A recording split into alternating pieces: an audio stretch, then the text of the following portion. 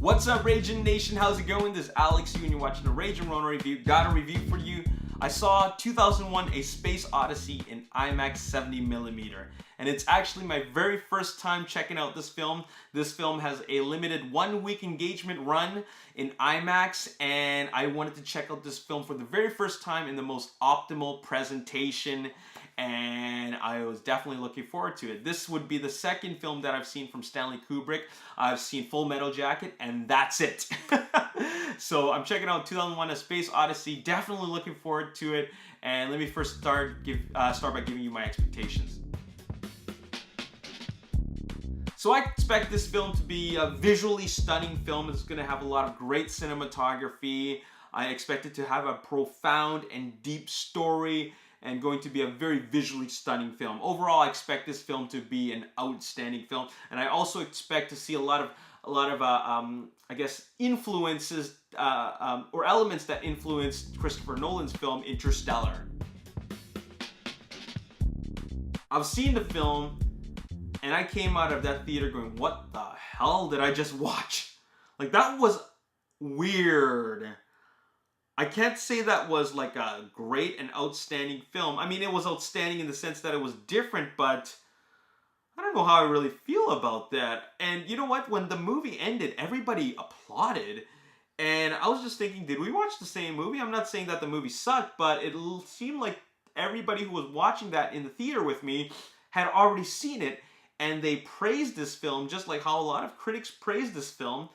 And they just saw that this film is still a masterpiece. Me, on the other hand, I expected something totally different. I expected a very straightforward sci-fi movie, but what I got instead was a movie that was very, very ambiguous, and it's a film kind of like Blade Runner, where it doesn't spell it out for you. Like, they just kind of leave everything up to your imagination, and you kind of have to figure it out or interpret it on your own, and I guess that makes for a lot of discussion and talk back in especially in maybe in English classes or drama theater classes or I don't know. It's just a little bit weird. I did get the stunning cinematography. It was visually stunning. It had a lot of great shots in this film. Very clean looking shots. I love the way they shot everything. I didn't expect this film to be so musically driven. There's just a lot of like harrowing, quite a harrowing score in this film. I didn't expect this film to have so much, so little dialogue. This film has very, very little dialogue. This film came out in 1968. I'm talking about pre-Star Wars. So what I ended up watching was something definitely is very, very old, but still, it was very good science fiction up to the third act. Anyways, let me give you the things that I liked about this film. Cinematography was just outstanding. Visually stunning film.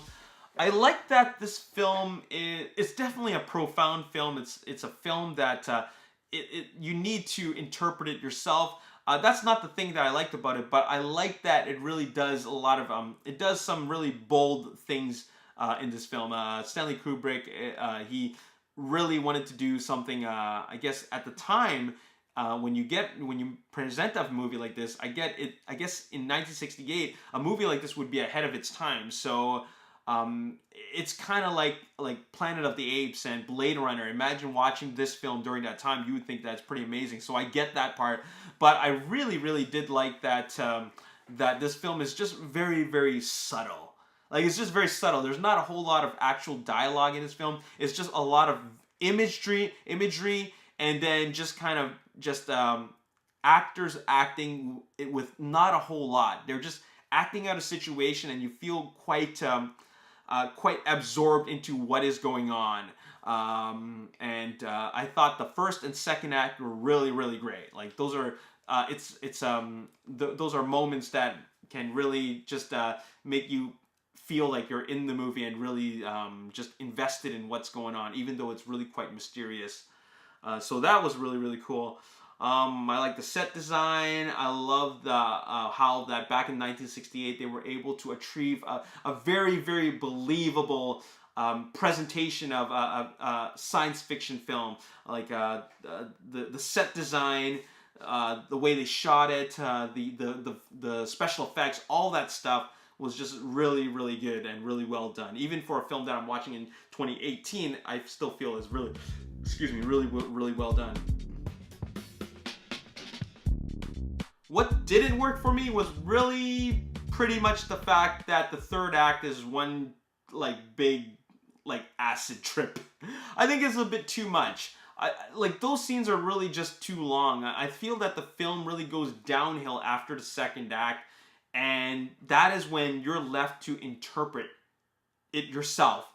It's like you're there to really figure out what they're trying to tell you in this movie, and they don't spell it out for you, and I find that is really unfortunate. Like how can people like this film if they're not really told what the heck is going on? I mean, it's not like The Matrix, but it's still something that like, hey, what the heck did just happen? What is going on? And those scenes at the end where they're going through the black hole or whatever it is that he went through, that is a bit much. It's just too much. It's too long. It's just like I said, it's one big acid trip, and it's just over long. Like they could really take that down a notch. The music is also like it's good, but it's also too much in that scene. And then once we get to wherever it is they get to in the end, then it's just even more bizarre, and it doesn't make any sense at all. And if you tell me that it makes sense, then I think you felt it made sense after you read about how, like, an explanation for it. I don't believe that anyone could have figured that out from the very, very beginning. I mean, it is just so weird. So I like how the first and second act were very straightforward. It made me really invested in what is going on, what is the monolith, what is all that about. But once we get to the third act, like, what the hell is going on? They don't explain anything. They just give us like this weird music video, and that part didn't work for me. So that's really unfortunate.